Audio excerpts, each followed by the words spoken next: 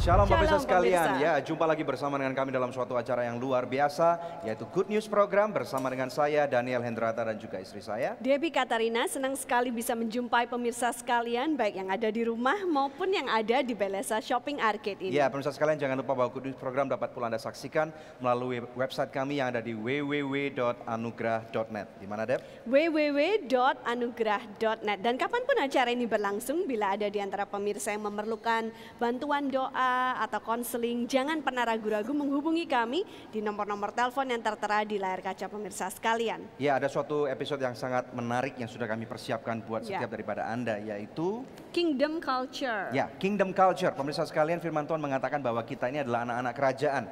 Nah, tetapi seringkali banyak daripada kita tidak mengerti esensinya itu apa, penerapannya bagaimana, kemudian bagaimana sih pada waktu kita harus menghadapi berbagai macam problema, tantangan kehidupan sebagai anak-anak kerajaan. Nah, hari ini kita akan belajar daripada seseorang narasumber yang luar biasa, seorang hamba Tuhan yang dipakai secara luar biasa, terutama di Indonesia bagian timur. Ya. Kita tahu bahwa Indonesia bagian timur ini adalah suatu tempat yang sangat luar biasa, potensi alamnya sangat hebat.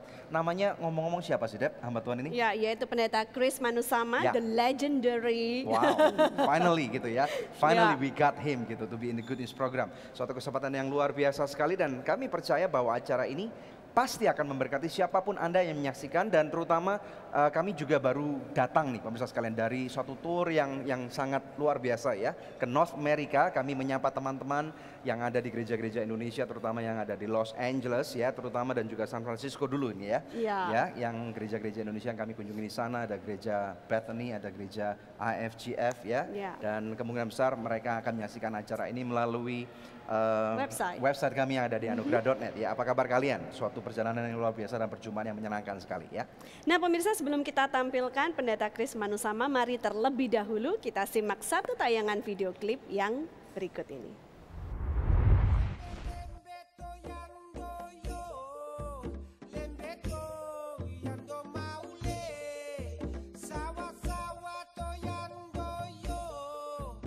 Budaya merupakan bagian tak terpisahkan dari diri manusia. Bahkan budaya pun seringkali mempengaruhi pola atau tata cara menyembah kita. Good News episode kali ini akan mengupas mengenai Kingdom Culture, suatu budaya baru dalam kerajaan Allah yang mengajarkan tentang bagaimana kita kembali kepada jati diri kita sebagai anak-anak raja, serta bagaimana kehidupan penyembahan kita kepada Allah sebagai raja. Lewat seorang hamba Tuhan yang menggembalakan 4.000 jemaat di GBI Rock Ambon, kita akan mengenal lebih lagi tentang Kingdom Culture, di mana kita akan dibukakan dan dimerdekakan tentang pola pikir yang baru mengenai makna dari menyembah Tuhan secara lebih dalam lagi. Pastor Chris Manusama, seorang suami dan juga ayah dari 2 putra ini yang sudah banyak berbicara tentang penyembahan yang benar kepada Tuhan, akan berbagi dengan kita sesaat lagi. Hanya di Good News Program.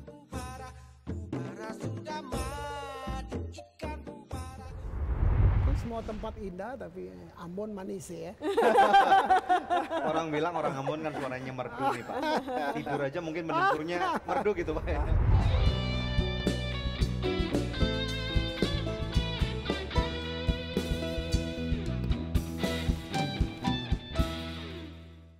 Aku suka banget Sogut Bakso. Praktis, udah ada bumbunya. Ada bakso sapi, ayam, ikan, dan udang.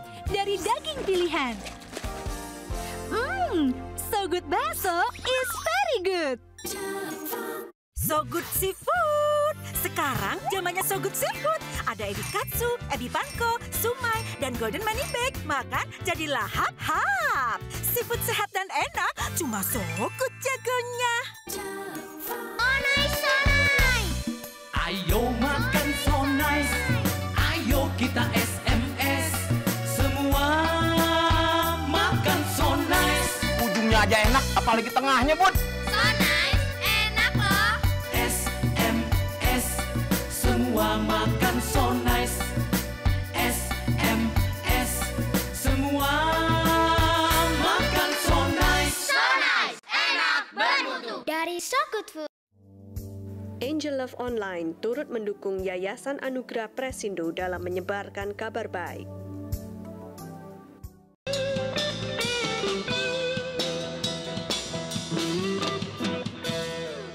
Ya, pemirsa sekalian, seperti yang tadi kami katakan bahwa episode hari ini adalah Kingdom Culture bersama dengan seorang narasumber yang luar biasa, yaitu Bapak Pendeta Chris Manusama. Silakan, Dok. Shalom Pak, gimana kabarnya? Baik sekali. Senang sekali Bapak bisa tiba di Good News. Sebuah kehormatan loh Pak Chris. Ya, we have been waiting for you. Amin. Kita udah mendengar begitu banyak hal yang luar biasa tentang pelayanan Bapak, tentang alamnya Kota Ambon, Alam Kota Ambon. ya, dan juga alam sekitarnya dan gereja Bapak yang luar biasa, choirnya yang hebat. Ya, so Ya. hari ini kita akan tanya-tanya hal yang Ya. luar biasa dan belajar daripada Bapak. Kalau boleh kita perkenalan dulu Pak, karena mungkin ada di antara pemirsa yang belum mengenal Pak Chris. Pak Chris ini siapa gitu, keluarganya ya. Oke. Saya Chris Manusama, saya baru 22 tahun di Ambon. Saya diutus ke sana. Pertama sebagai youth pastor. Lalu 2 tahun kemudian saya jadi gembala di sana gitu. Oke, ceritakan tentang keluarga Bapak.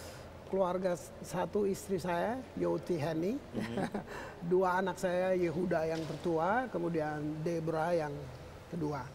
Deborah sudah menikah, sekarang ikut suaminya ke Amerika.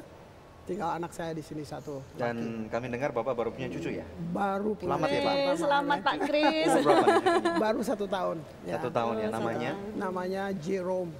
Jerome ya, Jerome, oke. ya. So sebelum kita masuk dulu nih, Ya. ceritakan tentang apa beda antara fatherhood dengan grandparenthood gitu. Waktu saya lihat teman-teman saya punya cucu, saya suka ketawain mereka. Iya. Kok kamu terlalu berlebih-lebihan buat cucu?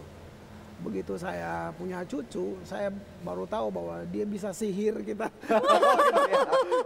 Jadi mereka dilahirkan dengan membawa satu talenta nyihir ini ya, kakek neneknya gitu ya, opanya. Iya. Oke. Aduh. Yang disihir apanya itu Pak? Maksudnya kalau ke anak saya bisa, misalnya anak, kamu udah terlalu banyak nih makan ini gitu. Tapi kalau cucu dia baru nangis, kamu mau. Jadi istilahnya memang maunya dimanjain terus gitu. Ya, gitu. Itu lahir sendiri gitu. Itu bedanya ya Pak. Kalau Ya. dengan anak kita bisa Waduh. tegas, bisa Ya. disiplin. Kalau dengan cucu Nggak bisa. hanya sayangnya saja yang keluar. Waduh. Oke, bagaimana dengan Kota Ambon sendiri? Bapak bisa ceritakan? Wow. Provinsi 1000 pulau, kota itu kecil banget. Ya, penduduknya 300.000 penduduk kota, tapi saya mau bilang apa ya? Mungkin semua tempat indah, tapi Ambon manis ya. Orang bilang orang Ambon kan suaranya merdu nih Pak. Tidur aja mungkin mendengkurnya merdu gitu Pak ya. Nah, makanan-makanan khas Ambon dulu nih Pak.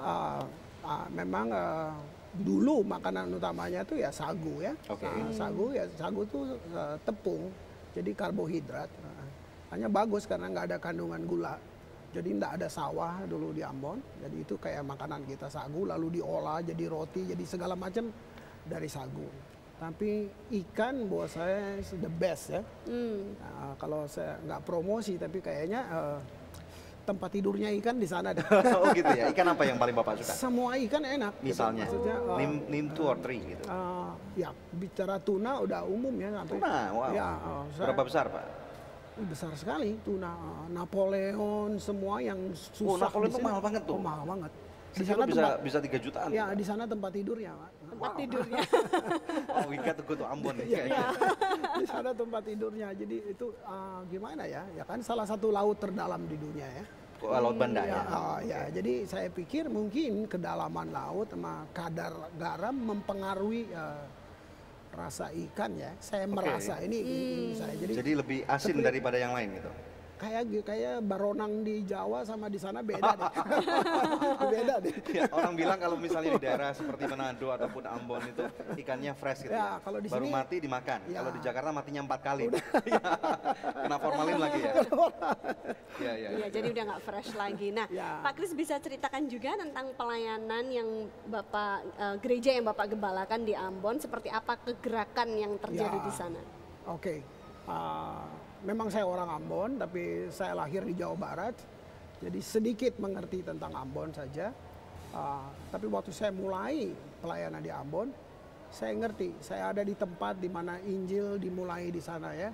Injil di bumi Nusantara dimulai jadi Sekitar 400 tahun yang lalu Pak ya kalau nggak salah ya? lebih ya. Lebih, Jadi sebab Yosef Kam datang itu, Yosef Kam itu disebut Rasul Maluku. Dia masuk Ambon itu 1801.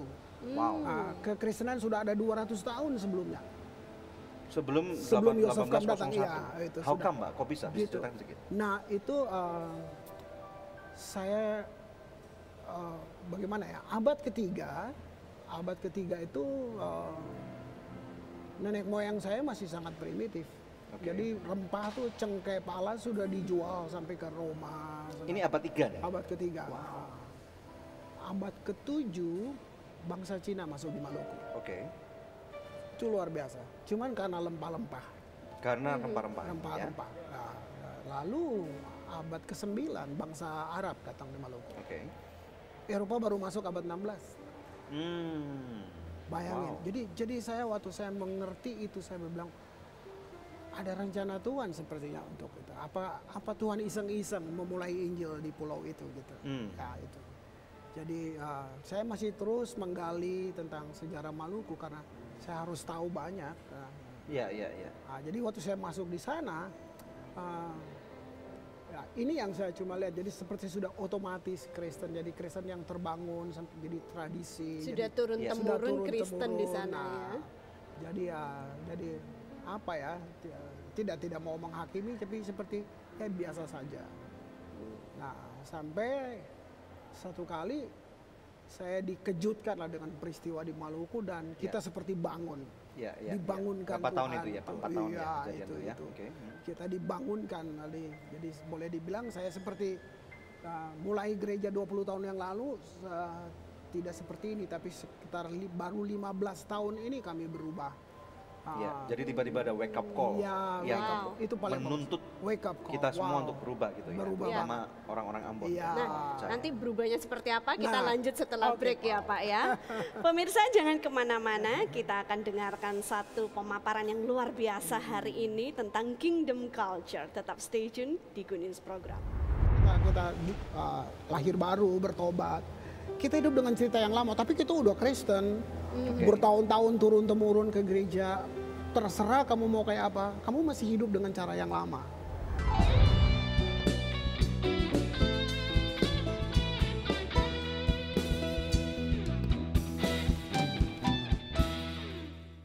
Aku suka banget Sogut Bakso. Praktis, udah ada bumbunya.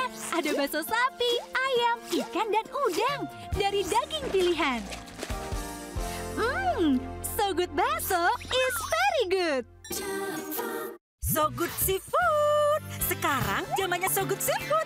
Ada ebi katsu, ebi panko, sumai, dan golden money bag. Makan jadi lahap-hap. Seafood sehat dan enak, cuma Sogut jagonya. Ayo makan so nice. Ayo kita SMS.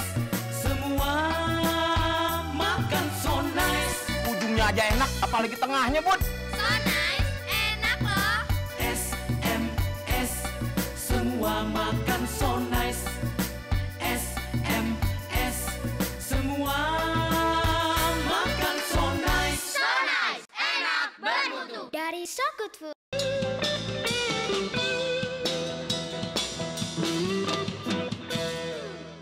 Kita lanjut dalam perbincangan kita Kingdom Culture di Good News Program.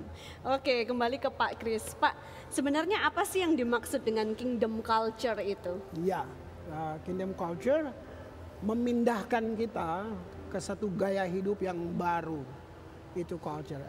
Sebenarnya nggak sulit pendekatannya karena Indonesia penuh budaya di mana-mana. Ini budaya kerajaan. Contoh banyak kerajaan, tapi kerajaan yang dibilang kerajaan Allah paling benar kekristenan kita sudah dibungkus sampai dia wujudnya agama. Nah ini agama bikin kita mati. Oke.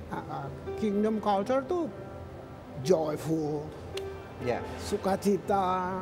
Nah, coba kita di luar joy ketemu orang, begitu masuk gereja saya teduh. Itu yang rubah kita. Jadi seakan-akan ada double standar iya, kehidupan ya, nah. antara di dalam gereja dan di luar Iya, gereja, seperti itu Pak ya. Gitu. Kerajaan Allah adalah damai sejahtera, sukacita oleh Ya, Roh Kudus. betul. Mana kita terbiasa saat teduh atau menangis. Enggak, kalau ketawa enggak kudus. Seakan-akan ini aneh. Ya Kalau aneh kamu gitu. ketawa, nggak boleh gitu ya. Gitu. Kok tepuk tangan sih katanya gitu. Kenapa? Gitu. Di lapangan bola tepuk tangan. Gitu. Manchester United ada ya dari Yeah. lain-lain. Oke. Jadi perubahan itu yang Bapak bawa masuk ke Ya. Ambon ya. Jadi tidak menjadi Kristen yang agamawi yang turun temurun, Ya, tapi betul. yang berakar Ya. pada gaya hidup sehari-hari, Gaya ya, hidup culture. sehari-hari. Cuman Pak, kalau kita kan istilahnya manusia hidup kan juga dipengaruhi dengan budaya yang tadi Bapak sebutkan ya. Ya, Ada ya. Palembang, ada Jawa, ada Ambon, ada ya, Bali gitu ya. ya. Nah ada beberapa orang-orang suku-suku yang mungkin mereka kelihatannya reserve gitu ya. Oke. Yang orang-orang dari suku Jawa terutama ini kan istilahnya tenang, kalem gitu. Ya. Nah kalau misalnya dipadukan dengan hal-hal yang tadi Bapak katakan dengan orang Ambon mungkin sangat ekspresif banget Ya, gitu ya. Ini gimana nih? Bagaimana implikasi daripada esensi Betul. kingdom culture ini bagi kita Oke. yang berbeda-beda ini? Esensinya di sini. Esensinya sebenarnya kingdom culture. Kita dipanggil untuk hidup dengan cerita yang baru. Oke, cerita yang baru. Cerita. Jadi ada culture yang Ya, baru nih. yang baru. Nah, Oke. sebelum kita lahir baru, bertobat, kita hidup dengan cerita yang lama. Tapi kita udah Kristen, bertahun-tahun turun temurun ke gereja. Terserah kamu mau kayak apa, kamu masih hidup dengan cara yang lama. Oke. Makanya Paulus bilang, barang siapa menerima Kristus, ya adalah ciptaan baru. Nah, kenapa kita perlu lahir baru? Supaya kita hidup dengan cerita yang baru. Jadi ada istilahnya titik balik gitu. Ya, Titik balik nah, ini kehidupan yang baru. Di cerita baru ini bukan status sosial yang nentuin siapa kita. Oke. Oh, saya cuma tukang cuci, saya cuma just driver. Nah, di mata Tuhan kita sama. Yang buat saya berbeda dengan semua orang adalah fungsi. Itu kingdom culture. Fungsi kita berbeda-beda. Kita mungkin cuma pekaryawan biasa, kita bos, kita semuanya. Tapi di mata dia kita sama. Sampai saya punya restroom di gereja, biasanya kan men and women. Saya mau ngerubah, kita orang daerah. Saya mau ngerubah orang Ambon yang berani, berkelahi, tapi kalau ngomong tunduk. Iya. Ya kan? Iya Pak, iya Pak, tunduk. Nah, saya mesti rubah. Nah, jadi ke restroom tuh tulisannya Prince and Princess. Oh, oke. Jadi sampai resumenya pun Cuman harus mau berubah, ya. itu bentuk mereka mau kasih tahu, you are princess. Ya. Nah, dan saya berusaha mau lihat apa reaksinya. Itu lucu, untuk 6 bulan itu lucu. Kalau mereka mau masuk, princess. Nggak merasa dirinya sebagai siapa kita princess. gitu ya. Itu culture itu kan mesti rubah gitu. Iya. Princess. Ya, kan kita minder karena kita cuma pekerja biasa. Ya. Nah, itu. Nah, jadi saya punya security, saya punya satpam. Saya bilang enggak, kamu nggak sama jadi satpam di Bank Indonesia, di PLN, di mana gitu. Di sini fungsi kamu satpam, tapi kita semua sama. Nah, kita semua God representative. Jadi maksud Bapak walaupun karena kita nggak bicara status sosial nih yang dulu nih. Jadi walaupun orang itu orang nggak punya duit, orang nggak berpendidikan sekalipun, tetapi sebenarnya mereka kalau laki-laki adalah prince atau pangeran, kalau yang perempuan adalah princess atau putri-putri raja gitu ya. Maksudnya Di seperti dalam itu. kerajaan surga. Ya, ini sesuatu yang luar biasa, sesuatu yang baik untuk orang-orang yang supaya tahu nih. Oke. Jadi ini berbicara tentang jati diri Jati dulu diri. ya Pak, yang Jati diri. dibenarkan Benar bahwa di sekali. dalam kingdom of Ya. God kita Ya. semua ini adalah anak-anak Tuhan gitu, anak-anak raja ya. Oke, wow, luar biasa sekali. Nah, berbicara masalah itu Pak, apakah mudah untuk orang-orang merubah paradigma ini? Karena kan istilahnya kalau orang, misalnya ini kita tahu titik baliknya adalah pada waktu seseorang menerima Kristus maka dia lahir baru. Nah, kalau dia menerima Kristus pada waktu umur 25 tahun, 25 tahun sebelumnya dia dibentuk dengan suatu gaya hidup yang keluarganya seperti itu, pendidikannya seperti itu, kultur daripada budaya sukunya seperti itu. Bagaimana caranya transisi ini terjadi Pak? Firman punya kuasa, Ya. tidak terjadi seketika. Saya bilang saya menunggu lama kan, makanya saya pakai tulisan di restroom itu Prince and Princess. Ya. Mereka masih belum. Nah, lalu saya tahu kekuatan ada di sel ya. Ya. Nah, jadi saya punya sel gembala-gembala sel itu terus itu kita omongin sampai bosen. Nah, jadi kalau dibilang visi kami to be rock artinya representative of Christ Kingdom. Yeah. Jadi semua kita God representative. Yeah. Jadi saya ajar, lalu coba pikirin.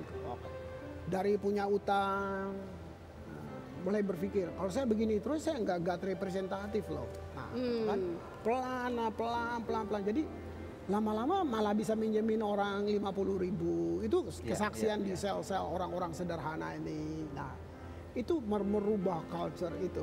Jadi perlahan tapi pasti transisi itu akan dilewati dan kemudian akan mereka mempunyai hidup dengan paradigma yang benar. Oke. Puji Tuhan. Pemirsa sekalian, sesuatu yang luar biasa. Bagaimana dengan Anda? Seringkali dalam kehidupan kita lebih terjebak, memilih untuk terjebak dan memilih untuk tidak bisa keluar daripada permasalahan kita karena jati diri kita mungkin nggak benar nih, Pak pemirsa sekalian. Nah, dalam episode ini kita akan belajar begitu banyak hal. Nah, namun kita akan take a break dulu. Nanti setelah break kita akan mendengarkan ada seorang artis yang luar biasa membawakan sebuah lagu dan akan memberkati Anda. Stay tune di Good News program. Tak mungkin sehelai rambut akan jatuh bila Tuhan tak menghendakinya. Angel Love Online turut mendukung Yayasan Anugerah Presindo dalam menyebarkan kabar baik.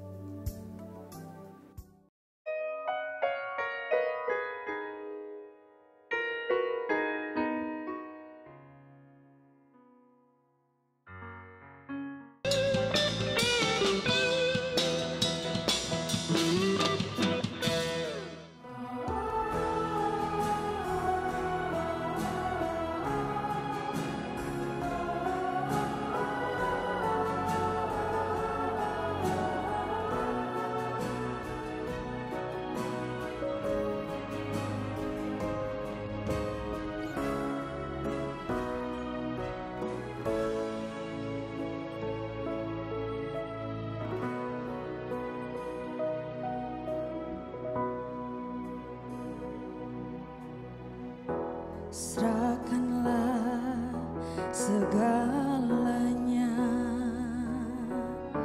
seluruh beban hidupmu, sebab hanya Dia yang mengerti.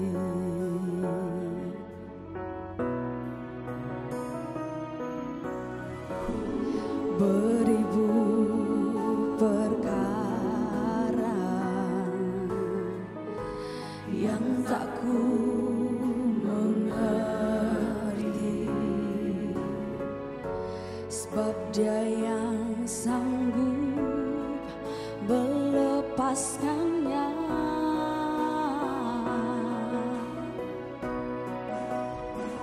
Tak mungkin sehelai rambut akan jatuh bila Tuhan tak menghendakinya,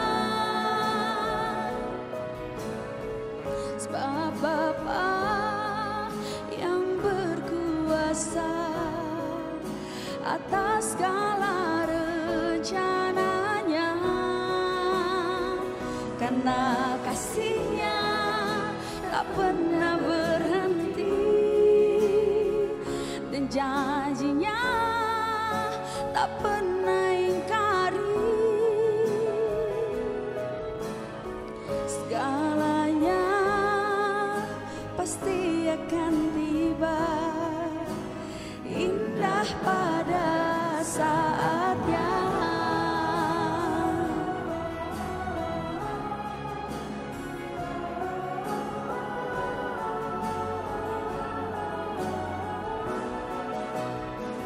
Tak mungkin sehelai rambut akan jatuh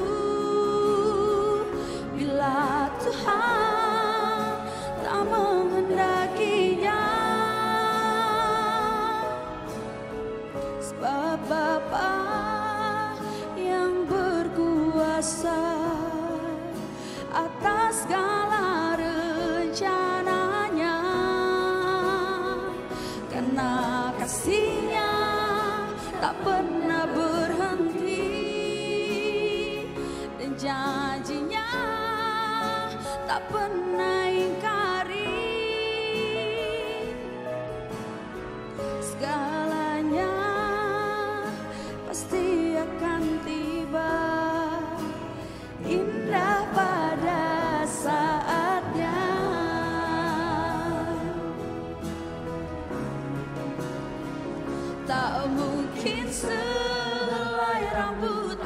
jatuh bila Tuhan tak menghendakinya. Sebab Bapa yang berkuasa atas segala rencananya, karena kasih tak pernah berhenti dan janjinya tak pernah ingkari.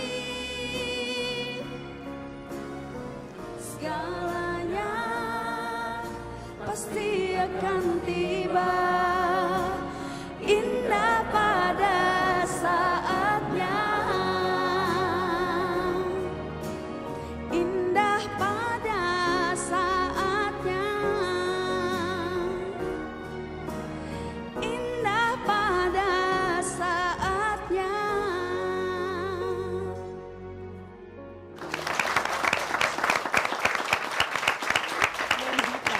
Ya, selamat datang di Good News Program. Puji Tuhan, silakan duduk. Ya.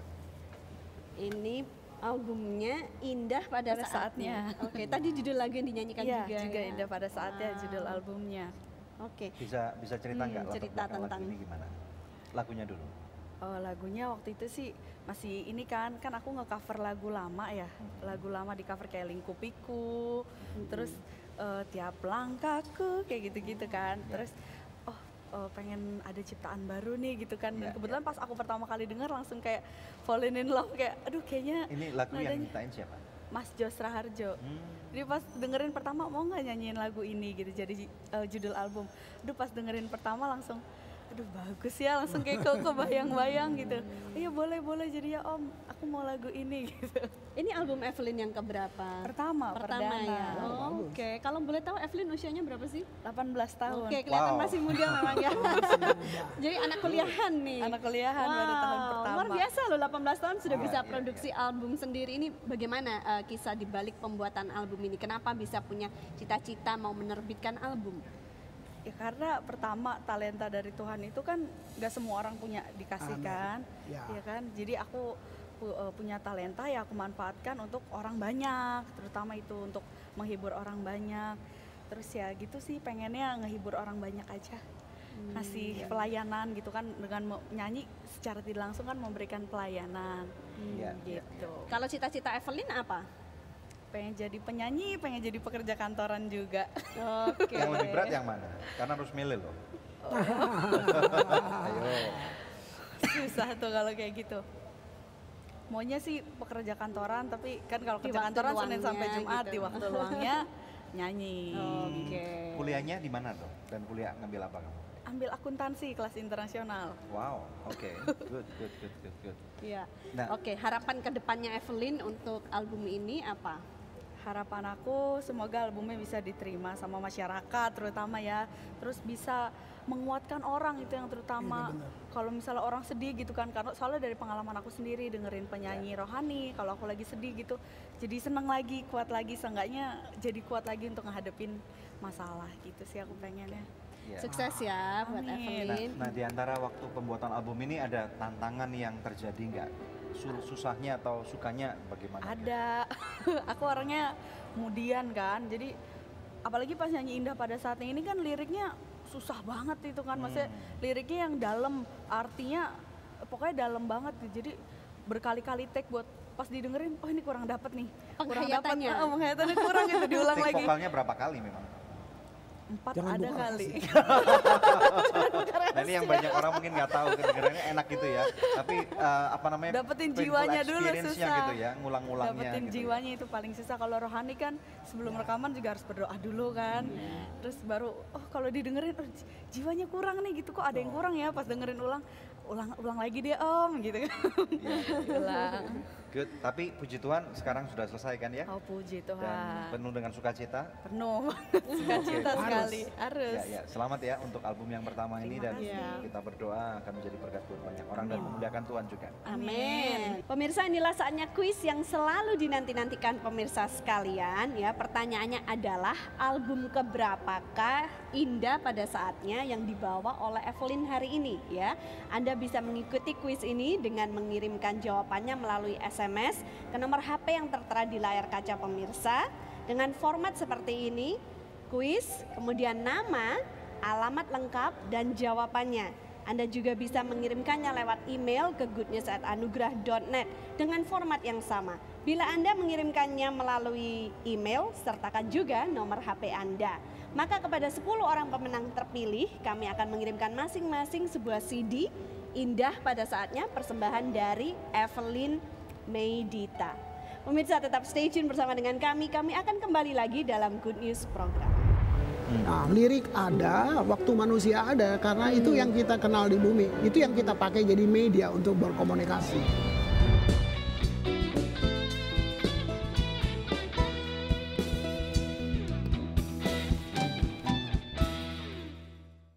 Shalom pemirsa, terima kasih atas kesetiaan Anda menyaksikan Good News Program selama ini.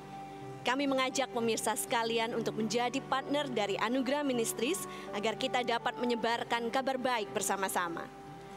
Anda dapat menghubungi kami di nomor-nomor telepon yang tertera di layar kaca atau memberikan taburan Anda di rekening yang berikut ini. Untuk setiap taburan yang Anda berikan, Anda memastikan kelangsungan Good News Program dan juga program-program sosial kami lainnya. Kami percaya taburan Anda berada di ladang yang subur dan akan membuahkan banyak hasil bagi pekerjaan Tuhan. Tuhan Yesus memberkati.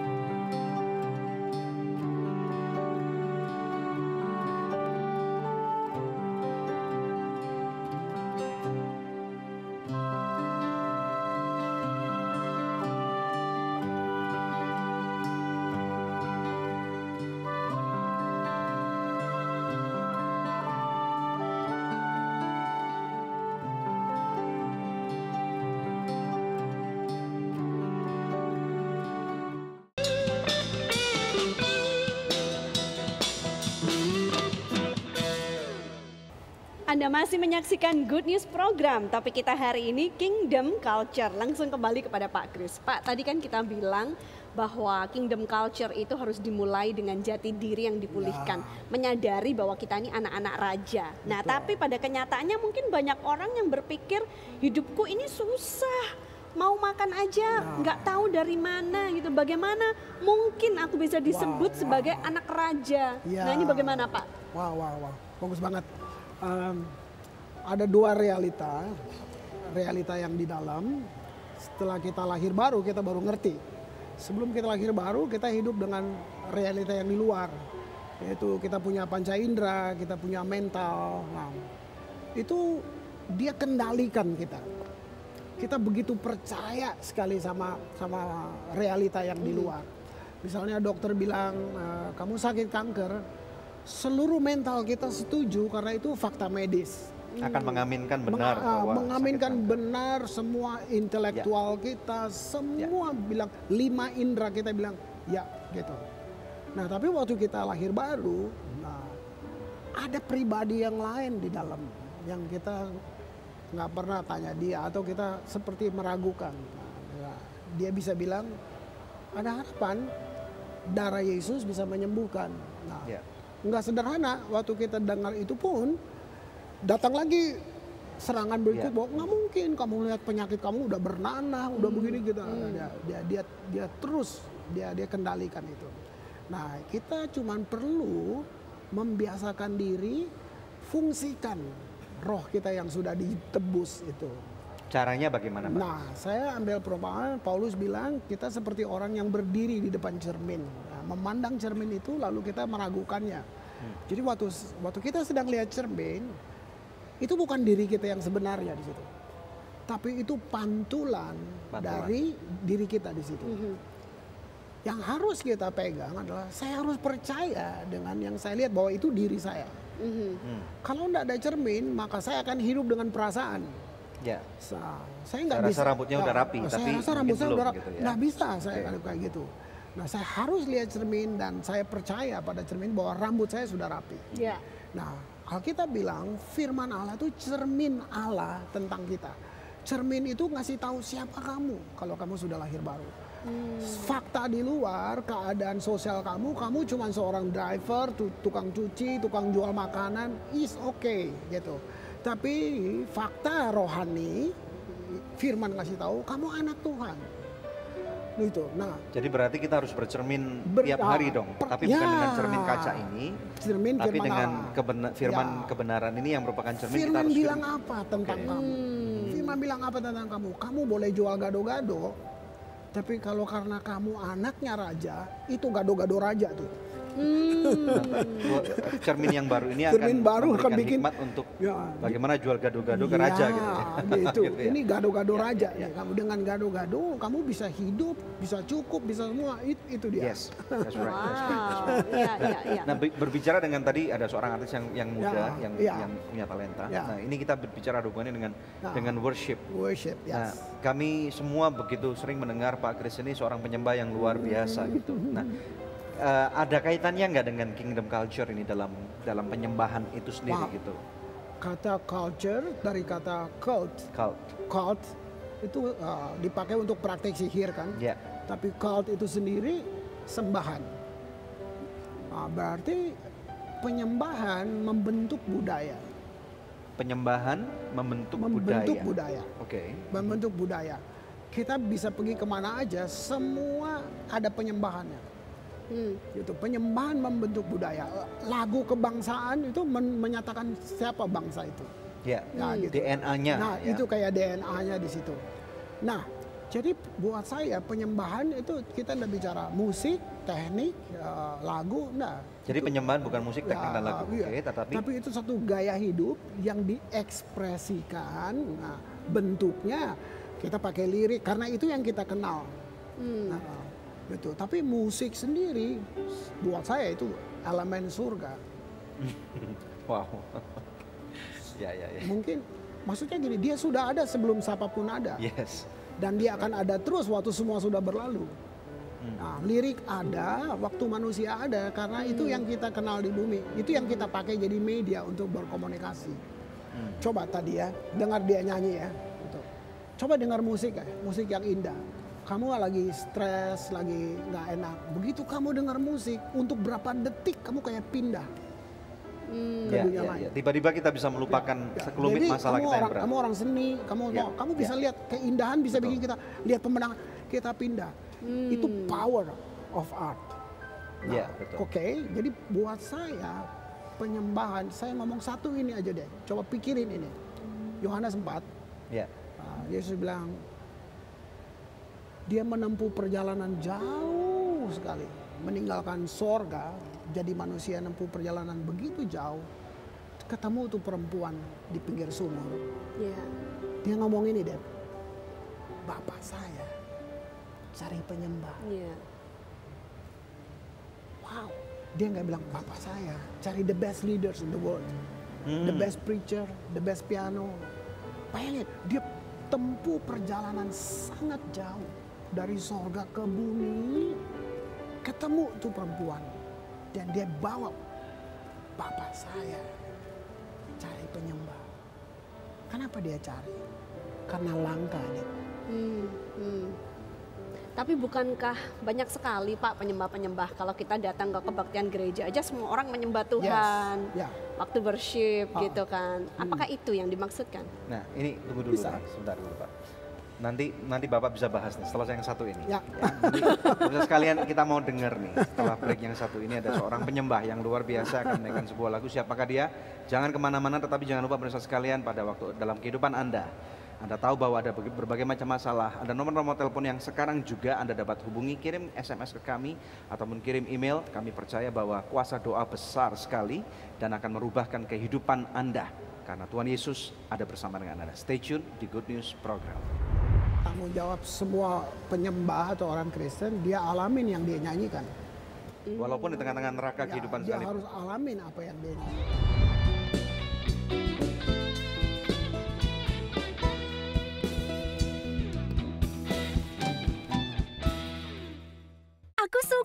banget So Good Bakso. Praktis, udah ada bumbunya. Ada bakso sapi, ayam, ikan, dan udang. Dari daging pilihan. So Good Bakso is very good. So Good Seafood. Sekarang zamannya So Good Seafood. Ada ebi katsu, ebi panko, sumai, dan golden money bag. Makan jadi lahap-hap. Seafood sehat dan enak, cuma So Good jagonya. Ayo makan so nice, ayo kita SMS. Semua makan so nice. Ujungnya aja enak, apalagi tengahnya, Bud. So nice, enak loh. SMS, semua makan so nice.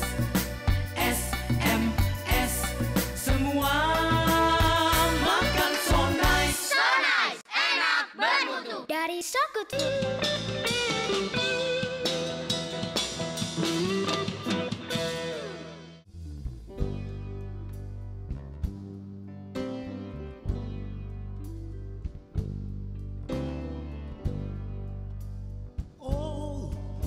I feel Jesus.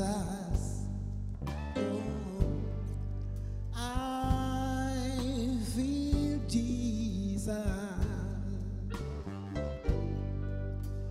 I feel Jesus. Oh, in this place.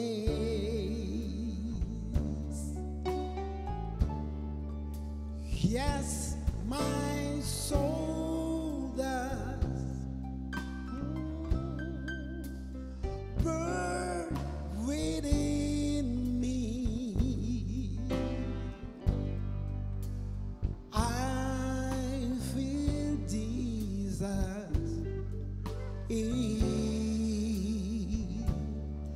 this place.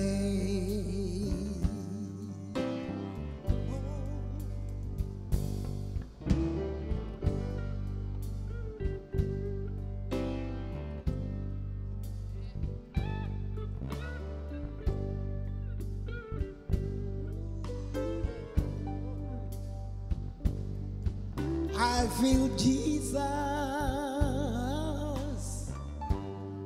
in this place. Oh, yes, my soul does burn within me. Oh, I feel Jesus in this place.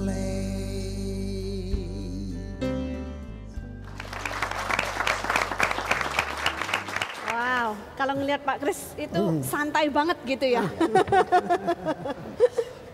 Seperti terlahir bernyanyi gitu. Nah, lagu tadi mengatakan I feel Jesus in this place. Ya. Nah, itu kalau dinyanyikan di tengah-tengah kehidupan yang penuh dengan neraka kehidupan. So, what does it supposed to say gitu? Bagaimana seseorang dampak daripada seseorang pada waktu menyanyikan lagu itu gitu.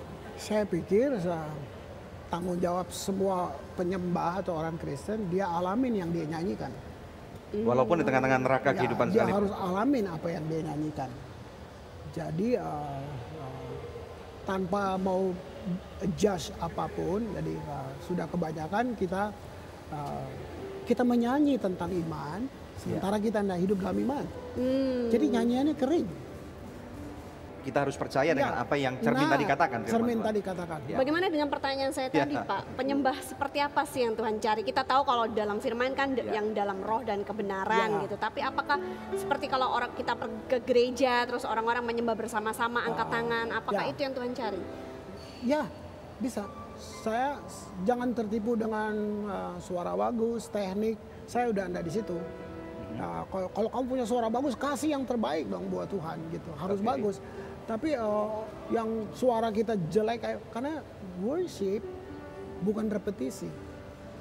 Oke, maksudnya apa gitu? Bisa dijabarkan nggak? Kayaknya dalam banget nih kata-katanya. Worship itu hidup.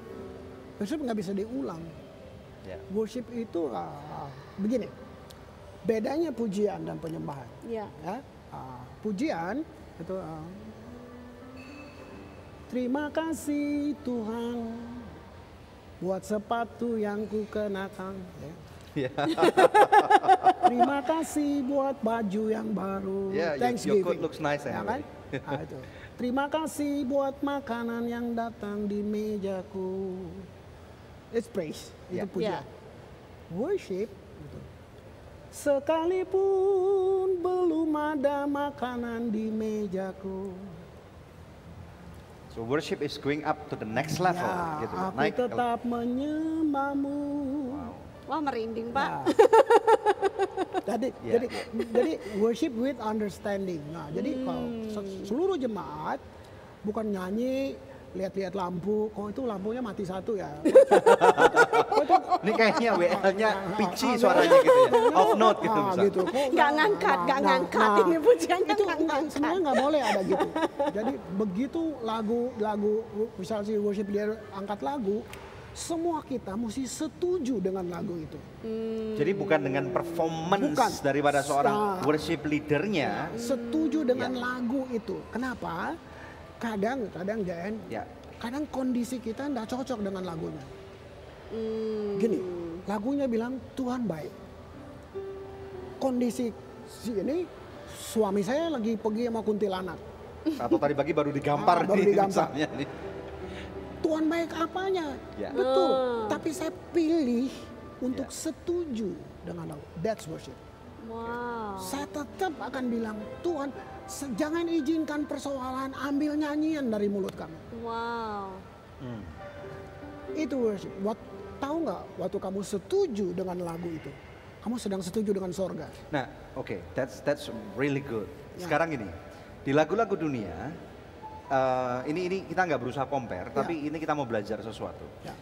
Banyak dinyanyikan lagu-lagu tentang patah hati, tentang kekecewaan, perselingkuhan. Nah ini maknanya apa nih sebagai kita anak-anak kerajaan ini? Mereka cuma mengangkat fakta yang mereka nggak bisa rubah di atas. Tetapi apakah dengan menyanyikan itu berarti mereka setuju dengan kondisi seperti itu, yang seperti Pak Kris katakan? Kalau di dunia begitu. Kalau di luar begitu, akan ada manifestasinya. Makanya buat saya penyembahan dilawan dengan penyembahan. Karena tadi esensinya adalah lagu atau pujian itu kita nggak peduli apakah itu lagu atau pujian itu termasuk bagian dalam penyembahan sesuatu gitu ya. Dan apabila dinyanyikan ulang berulang karena kondisi itu diaminkan tentang perceraian, tentang perselingkuhan, itu akan menjadi suatu istilahnya citra diri mereka yang akan menjadi cerminan mereka seperti itu Pak Kris. Benar. Wow. Benar banget. Dalam banget ya. Kita harus lanjutkan setelah break ya. Wow. Nah, pemirsa sebelum kita take a break, saya rindu membacakan doa yang sudah terjawab dari seorang saudara yang pernah minta didoakan beberapa saat yang lalu dan dia bersaksi kembali atas terobosan yang sudah dialaminya. Dia bilang, karena kuasa Tuhan dan berkat dukungan doa dari sini, saya sudah sembuh dari kanker di bibir. Dan Tuhan membuka jalan untuk melakukan operasi plastik dan biaya untuk operasi ditanggung oleh BPJS. Puji Tuhan pemirsa. Puji Tuhan. Kalau Tuhan sanggup menjawab pergumulan doa dari saudara kita tadi, Tuhan juga sanggup menjawab pergumulan Anda. Apapun juga. Berikan telepon sekarang, SMS kami ke nomor-nomor yang tertera di layar kaca pemirsa, karena tim konseling dan doa kami siap untuk membantu Anda. Pemirsa tetap stay tune bersama dengan kami akan kembali lagi dalam Good News Program. Di sini ada suatu standar yang Tuhan berikan kepada kita, yaitu righteousness, joy, and peace.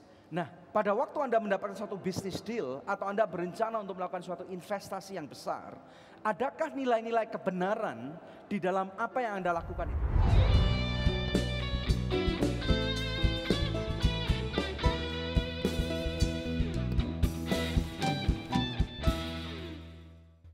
Shalom pemirsa, terima kasih atas kesetiaan Anda menyaksikan Good News Program selama ini. Kami mengajak pemirsa sekalian untuk menjadi partner dari Anugerah Ministries agar kita dapat menyebarkan kabar baik bersama-sama. Anda dapat menghubungi kami di nomor-nomor telepon yang tertera di layar kaca atau memberikan taburan Anda di rekening yang berikut ini. Untuk setiap taburan yang Anda berikan, Anda memastikan kelangsungan Good News Program dan juga program-program sosial kami lainnya. Kami percaya taburan Anda berada di ladang yang subur dan akan membuahkan banyak hasil bagi pekerjaan Tuhan. Tuhan Yesus memberkati.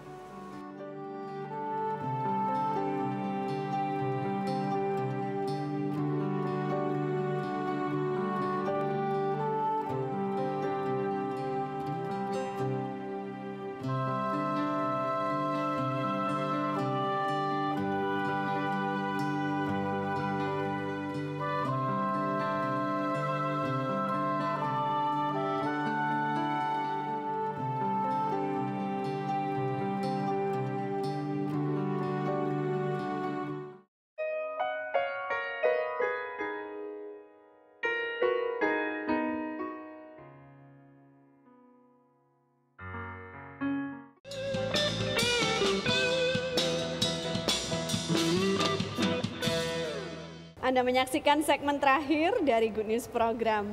Pak Kris, sebagai penutup, bisakah memberikan kata-kata dorongan kepada pemirsa di rumah supaya mereka menghidupi kingdom culture ini di dalam kehidupan mereka? Oke. Saudara, yang kita sembah itu raja. Dan dia raja itu bukan raja yang nun jauh di sana, disebut dia Bapa kita. Kita bermain dengan raja, kita sembah raja kita. Masa kita nggak dapat fasilitasnya raja? Tiap hari kamu ngomong sama raja, masa kamu nggak dapat sih fasilitasnya raja? Oke, saya nggak ada dalam persoalan hidup kamu. Coba saya kasih satu ayat ini, ya, yang pentingkah penyembahan itu kira-kira ya, berhubungan dengan culture. Terjemahan The Message, Mazmur 34, dia bilang gini, worship God if you want the best. Worship open doors to all His goodness. Wow. Justru saya mau bilang, kalaupun hartamu bertambah-tambah, jangan kurangi penyembahan. Tuhan berkati. Termasuk kalau kekuranganmu bertambah-tambah atau penyakitmu bertambah-tambah, jangan kurangi worshipmu. Wow, thank you Pak Kris. Amen. You are a blessing. Thank you. Wow, pemirsa sekalian, kita belajar banyak sekali hal pada pagi hari ini atau pada hari ini. Pemirsa akan dapat juga nanti saksikan, selalu akan ada rerun-rerunnya, dan kita akan lihat firman Tuhan. Roma 14 ayat 17 sampai dengan 18. Firman Tuhan berkata, sebab kerajaan Allah bukanlah soal makanan dan minuman, tetapi soal kebenaran, damai sejahtera, dan sukacita oleh Roh Kudus. Karena barang siapa melayani Kristus dengan cara ini, ia berkenan pada Allah dan dihormati oleh manusia. Pemirsa sekalian, kita sudah belajar begitu rupa pada hari ini bahwa kerajaan surga ini berbicara esensinya bukan tentang suatu fisik daripada bentuk kerajaan atau bentuk pemerintahannya. Tetapi ini berbicara tentang siapakah raja ini. Ya. Nah, pada waktu identitas daripada raja ini sudah kita kenal, kita tahu bahwa di dalam firman Tuhan. Pemirsa, saya dorong Anda untuk mencari siapa raja ini. Kalau Anda belum kenal, cari dia, siapa dia, pelajari, kenali, doakan siapapun Anda, doakan, tanya, raja siapakah engkau? Tuhan di atas segala Tuhan siapakah engkau? Saya ingin ketemu dengan engkau. Dan tahukah Anda di dalam firman Tuhan dikatakan, kalau engkau mencari, engkau akan mendapatkan. Amin. Kalau engkau mengetok, maka pintu itu akan dibukakan. Amin. Artinya Tuhan itu tidak jauh, raja ini tidak jauh. Dan saya berbicara tentang seorang raja yang bernama Kristus. Raja di atas segala raja, dan dia adalah Tuhan di atas segala Tuhan. Amin. Nah, di dalam firman ini, dalam kitab Roma diajarkan kepada kita bahwa kerajaan yang dia punya, yang dipimpin oleh sang raja di atas segala raja itu, bukan mengenai kuasa yang akan bisa menyakiti seseorang, tetapi bagaimana aplikasi cara hidup yang akan diberikan kepada kita yang mau menjadi anak-anak warga kerajaan itu. Ada 3 hal pemirsa sekalian yang tadi dikatakan di sini, yaitu tentang kebenaran atau righteousness, kemudian tentang damai sejahtera yaitu tentang peace, dan juga tentang joy atau tentang sukacita. Nah, saya mau berbicara kepada Anda tentang hal ini, tentang 3 hal ini. Tahukah Anda, pada waktu kita hidup di dunia ini, saya tahu bahwa ada berbagai macam tantangan yang ada. Saya tidak berbicara hanya kepada orang-orang miskin saja, tetapi di antaranya juga kepada Anda para pengusaha, kepada Anda para hamba-hamba Tuhan. Nah, intinya apapun, siapapun level kehidupan kita, mari kita refleksikan. Di sini ada suatu standar yang Tuhan berikan kepada kita, yaitu righteousness, joy, and peace. Nah, pada waktu Anda mendapatkan suatu bisnis deal atau Anda berencana untuk melakukan suatu investasi yang besar, adakah nilai-nilai kebenaran di dalam apa yang Anda lakukan itu? Ini yang pertama, ya. Adakah nilai-nilai kebenaran dalam hal-hal yang akan Anda lakukan? Jadi, misalnya pada waktu ada seorang teman yang mengajak Anda untuk joint venture dalam suatu bisnis, jangan keburu dulu. Iya, karena melihat bahwa fakta-fakta yang ada di atas kertas ini akan mendatangkan keuntungan 30%, 50% atau 120%. Tetapi berdoa minta hikmat terlebih dahulu. Tuhan, tunjukkan kepadaku adakah nilai-nilai kebenaran di dalam transaksi bisnis ini. Ini yang pertama, pemirsa sekalian. Nah, yang kedua, firman Tuhan berbicara tentang peace. Takaran orang Kristen seharusnya bukan berapa banyak keuntungan yang kau dapat raih, tetapi apa kata Roh Kudus yang ada dalamku. Karena firman Tuhan mengatakan bahwa lebih besar Dia yang ada di dalam diriku daripada segala sesuatu yang ada di dalam dunia ini. Termasuk pada waktu Anda akan menjalankan suatu transaksi bisnis, atau Anda akan memutuskan untuk Anda yang akan kuliah ke luar negeri atau ngambil kuliah di suatu perguruan tinggi yang sangat besar. Adakah damai sejahtera yang Tuhan taruh di dalam hatiku untuk keputusan yang akan aku ambil? Ya, atau pada waktu Anda akan mengambil profesi-profesi tertentu, bekerja dalam suatu perusahaan tertentu, apakah Anda menerima pekerjaan itu karena suatu desperation, karena suatu keputusasaan bahwa selama 1 tahun Anda sudah tidak bekerja, atau adakah damai sejahtera yang Tuhan sudah taruh di dalam kehidupanmu, bahwa ada muatan damai sejahtera yang ada satu purpose, ada satu tujuan yang besar yang Tuhan taruh, kenapa Anda harus mengambil pekerjaan itu? Nah, ini akan nyambung ke yang ketiga, yaitu tentang joy. Pemirsa sekalian, bukankah dalam kehidupan ini salah satu hal yang semua umat manusia cari itu adalah happiness, kebahagiaan. Nah, saya melihat bahwa ternyata kebahagiaan itu atau happiness it's a product of joy. Kebahagiaan adalah suatu produk daripada sukacita. Nah, kalau Anda sudah tahu hidup dengan berkaca akan firman Tuhan yang mendatangkan kebenaran, dan kemudian ada satu takaran damai sejahtera yang melebihi takaran dunia yang Tuhan Yesus maksudkan kepada kehidupan kita, maka saya percaya walaupun hari ini Anda mendapatkan kesusahan, ya, saya ulang, walaupun hari ini Anda mendapatkan kesusahan, Anda harus menghadapi berbagai macam tantangan, perputaran uang yang begitu susah. Dalam dunia bisnis begitu banyak tantangan-tantangan, regulasi-regulasi pemerintah yang baru. Kemudian kemacetan-kemacetan atau dalam usaha, tagihan-tagihan yang mungkin belum terbayar. Nah, tetapi akan ada satu sukacita yang timbul dalam diri Anda. Anda tidak akan bekerja dengan kondisi yang terpaksa, saya harus bekerja. Tetapi akan ada termasuk di dalamnya, saya tidak akan melakukan suatu pelayanan dalam kondisi yang terpaksa. Tetapi ada sukacita yang Tuhan taruh di dalam hati kita, yang ini akan merupakan satu luapan sukacita. Firman Tuhan mengatakan bahwa kebahagiaan itu atau firman Tuhan atau kebenaran itu adalah suatu sungai kehidupan. Tuhan Yesus adalah sungai kehidupan yang akan memberi suatu yang akan bubble up, akan spring up, akan hidup dalam kehidupan Anda. Nah, ini yang saya mau tinggalkan buat Anda pada episode ini. Renungkan firman-Nya. Ada kebenaran, ada sukacita, dan ada damai sejahtera. Dan inilah adalah satu elemen daripada kerajaan surga yang tidak akan lepas daripada kehidupan kita. Tuhan menyertai saudara. Siapapun Anda yang sedang menyaksikan acara Good News Program pada hari ini, maukah kita berdoa bersama-sama supaya kerajaan itu tetap berdiri kokoh dalam kehidupan kita, dan setiap elemen-elemen yang ada akan menguatkan setiap persendian kita. Mari kita berdoa. Bapa, di dalam nama Tuhan Yesus Kristus, aku mau berdoa untuk setiap pemirsa Good News Program pada hari ini. Siapapun dan apapun masalah mereka, Tuhan Kau lawat mereka.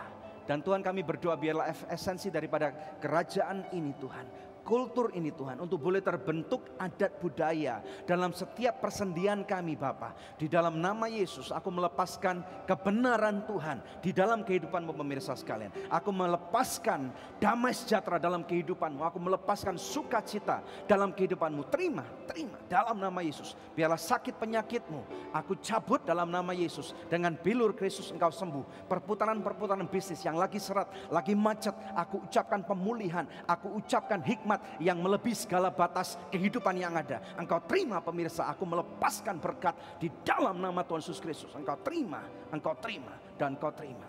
Yang percaya bersama dengan saya, katakan amin. Haleluya. Puji Tuhan. Puji Tuhan pemirsa, kami telah tiba di penghujung acara Good News hari ini. Kami yakin pemirsa sekalian sudah diberkati melalui program hari ini.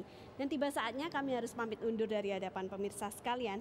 Saya Debbie Katarina bersama dengan suami saya Daniel Hendrata. Terima kasih atas segala dukungan dan support yang sudah Anda berikan dalam semua pelayanan kami.